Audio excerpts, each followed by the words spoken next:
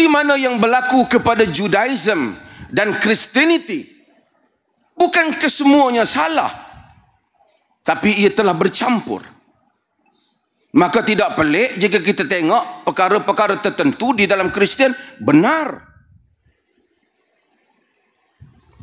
Allah Azza wa Jal dalam surah Ali Imran, Allah menyatakan, wa inna minhum la fariqan yal'una alsinatahum bil kitab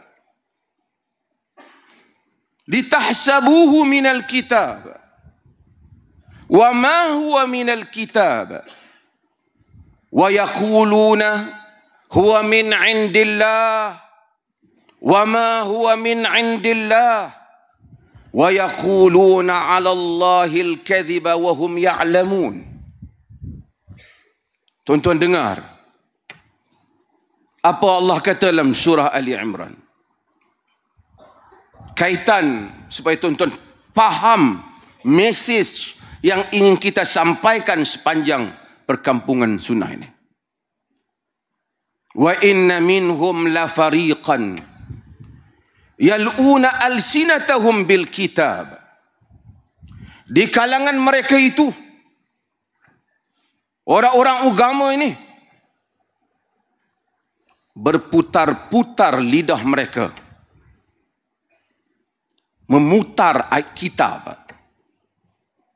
Lain maksud kitab yang Tuhan turunkan, mereka baca, orang awam terpengaruh, tapi ia bukan maksud Tuhan. Distort the books with their tongues.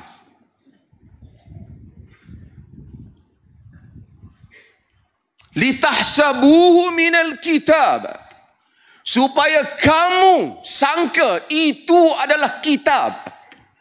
Itu adalah kitab Allah. Orang awam tak tahu. Kalau saya baca ni bukan Quran pun sebahagian orang tak tahu Quran ke tak.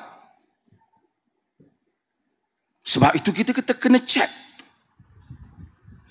Litahsabuhu minal kitab wa ma huwa minal kitab. Supaya kamu sangka ia daripada kitab, ia bukan daripada kitab, kata Allah. Wa yaqulu huwa min indillah wa ma huwa min indillah.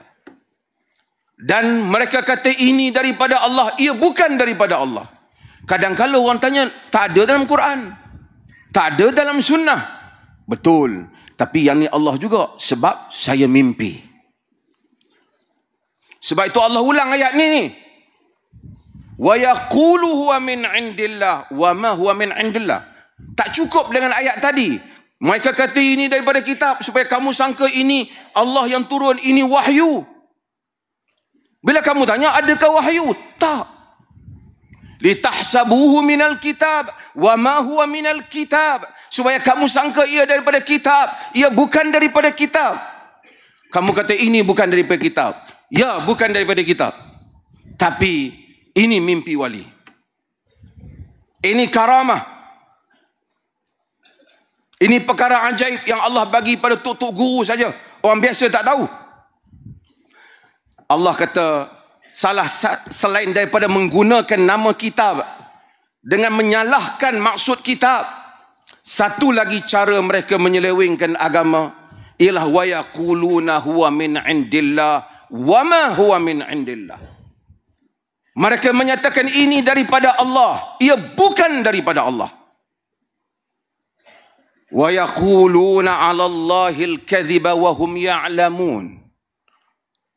Mereka mengatakan, menggunakan nama Allah dengan dusta, sedangkan mereka mengetahui. Itu ayat Allah pada ayat 78 surah Ali Imran. Tuan-tuan dengar apa ayat berikutnya. Balik, boleh ambil masa study ayat ini. Mana tahu Mufti Perlis telah gunakan tafsir Bunyan yang salah.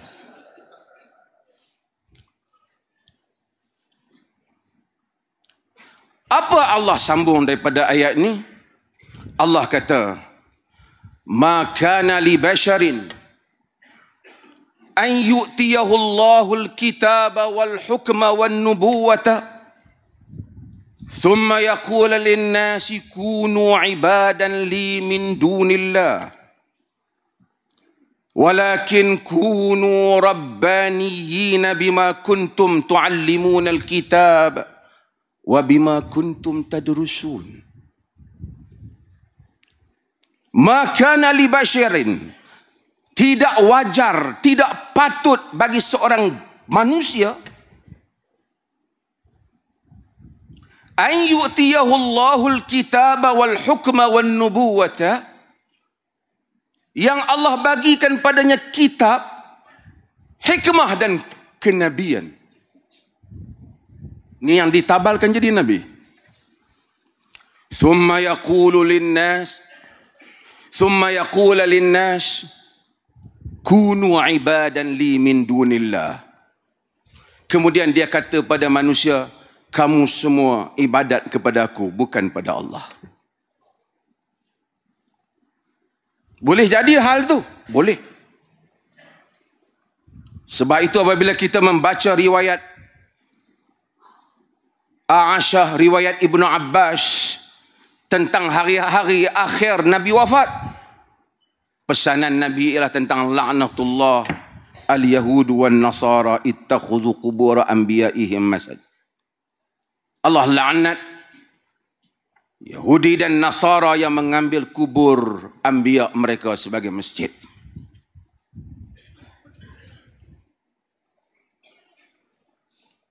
Allah kata tak boleh, para nabi tak akan buat. Kalau nabi tak boleh bagi orang menyembahnya, dan perkataan sembahan itu begitu besar dalam hadis Adi bin Hatim At-Tai yang kita sebut di dalam khutbah kita. Kunu ibadan li min dunillah, kamu sembah aku selain daripada Allah. Para nabi tak akan boleh buat hal ini dan tak akan buat. Tapi apa yang para nabi kata? Walakin kunu rabbaniyin, tapi kamu semua hendaklah menjadi rabbaniyin.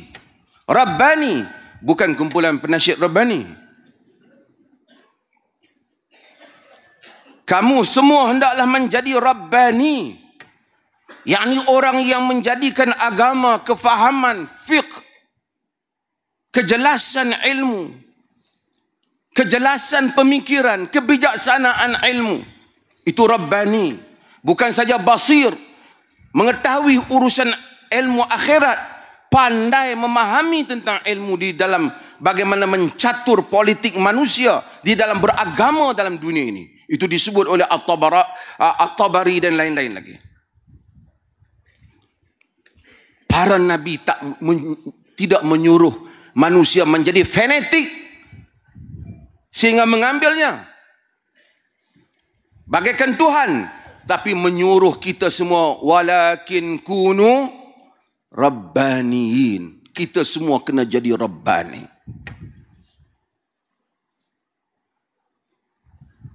Kita semua menjadi orang yang sentiasa tegak di atas wahyu, memahami wahyu, memahami kehidupan beragama, memahami hala tuju kepada akhirat. Inilah ajaran para rasul. Sebab itu di dalam agama ini tidak kata, oh Muhammad help me, tak ada. Kita tak ada macam sebahagian agama menyebut, oh Jesus help me. Tapi ada orang cuba nak buat, wahai wali tolong aku. Ada tak? Sedang berkembang ataupun tak? Quran. Sebab itu tuan-tuan, sedikit masalah psikologi saya nak sebut pada tuan-tuan. Ambil hal ini, nasihat saya pada saya diri sendiri, sebelum saya menasihatkan tuan-tuan. Agama ini ialah hubungan kita dengan Allah Jalla wa'ala. bagus ataupun tidak bagus hubungan kita dengan Allah, Allah sahaja yang maha mengetahui. Nampak macam selalu contoh yang saya buat dan tak pernah saya berhenti contoh itu. Dalam majlis ni saya bercakap agama, macam saya lah yang bagus. Itu pada pandangan mata tuan-tuan dan mata kamera yang ada ni. Di sisi Allah, Allah lebih mengetahui siapa yang baik di sisinya. Belum tentu yang mendengar lebih baik daripada yang bercakap. Belum tentu yang bercakap lebih baik daripada yang mendengar. Belum tentu yang mendengar kurang kasih sayang Allah dibandingkan yang bercakap. Betapa ramai yang bercakap seperti saya bercakap.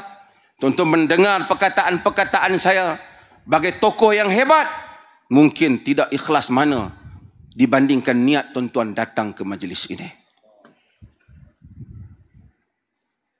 Maka agama daripada hari awalnya ia datang, ia menekankan suatu hal, mukhlisina lahu,